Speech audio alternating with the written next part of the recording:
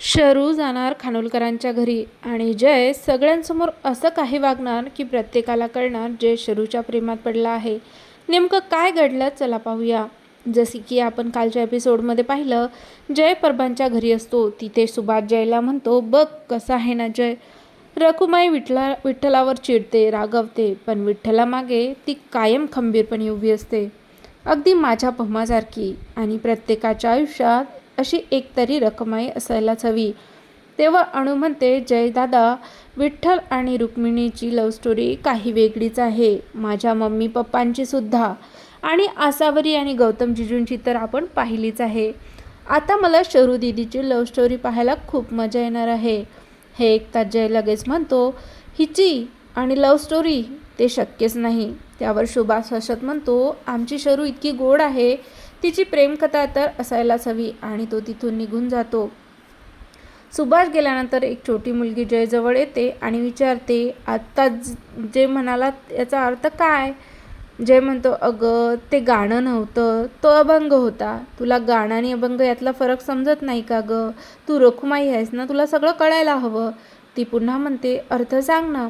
तेव्हा जय शांतपणे सांगतो, विठ्ठल वारकऱ्यांसोबत नाचत असला तरी त्याचं मन कायम रुक्मिणीजवळ असतं.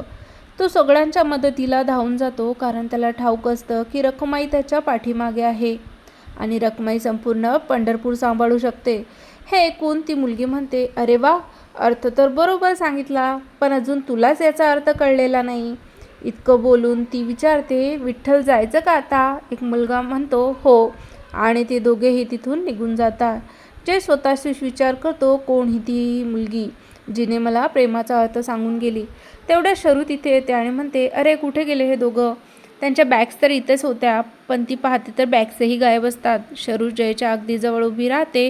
योगायोग असा की दोघेही विठ्ठल रुक्माईसारखे कमरेवर हात ठेवून उभे असतात.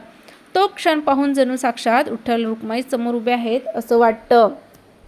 दुसऱ्या दिवशी शरू पमा आणि सुभाषसाठी गुरुपौर्णिमेला अक्कलकोटला जाण्याची तिकिटे काढते, पण डॉक्टर पमाला प्रवासासाठी परवानगी देत नाही. त्यामुळे पमा खूपच उदास होते. दरम्यान गौतम शरूला प्रेझेंटेशनसाठी खानोलकरांच्या घरी बोलवतो. शरू निघताना पमा तिच्यासोबत प्रेमाने घरचे आंबोडेही पाठवते.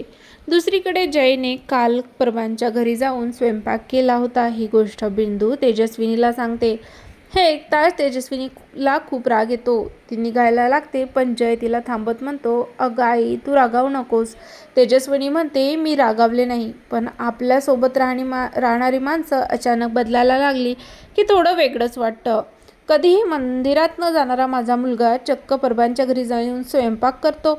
जय शांतपणे उत्तर देतो, मी फक्त सेवा केली. तेजस्विनी फक्त इट्स ओके म्हणते आणि तिथून निघते. इतक्या शरू तिथे पोचते आणि पमाने पाठवल्या आंबोडे भानुआजींना देते. त्यानंतर तेजस्विनी, भानुआजी आणि बिंदू BCAला निघून जातात. आता मात्र जयची नजर सतत शरूकडेच असते. जयलाही मीटिंगला जायचं असतं, पण त्याचे पायच पुढे पडत नाहीत. हे पाहून शरू आणि गौतम दोघीही मजा उडवतात.